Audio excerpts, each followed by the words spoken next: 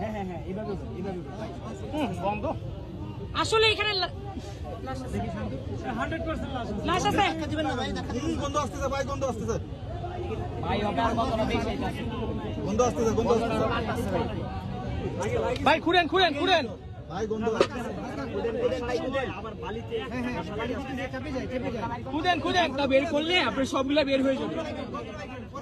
এটা কাজে লাগে না? আগে খুঁড়েন। আগে খুঁড়েন, ভাই খুঁড়েন, একটা আছে। ঠান্ডা মাথায় একটু কাজ করেন। একটু চাপাই লাগে, একটু চাপাই লাগে।